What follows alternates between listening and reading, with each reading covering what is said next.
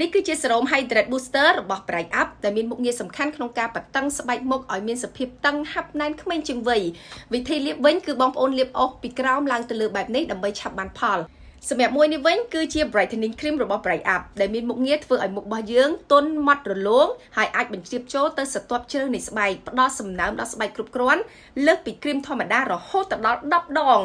លក្ខណៈពិសេសរបស់ Cream Bright Up មួយទៀតដែលគ្រីមដតៃមិនអាចមានគឺជួយព្យាបាលជួយជួសជុលរាល់បញ្ហាបំរែបំរួលអរម៉ូនដូច្នេះមិនថាការកើតមុនស្នាមក្រោយពីការកើតមុនស្នាមជួមអាចរុយបែកសរសៃក្រហមគឺ Cream Bright Up នេះអាចជួយបានប្រើសេរ៉ូមទី1ប្រើគ្រីមទី2ហើយពីរមុខនេះដែរមិនត្រឹមតែជួសជុលស្បែកមុខបងប្អូនឲ្យតឹងហាប់ណែនក្មេងជាងវ័យទេស្បែកករបស់យើងក៏សំខាន់ដែរអញ្ចឹងផលិតផលរបស់ Bright Up សូមណែនាំឲ្យលើកទឹកចិត្តបងប្អូនឲ្យប្រើទាំងមុខប្រើទាំងកពីព្រោះថាកគឺកែសម្ផស្សអីក៏អត់បានដែរអញ្ចឹងត្រូវការប្រើផលិតផលណាដើម្បីជួយឲ្យស្បែកករបស់យើងមានសភាពក្មេងដូចជាមុខអញ្ចឹង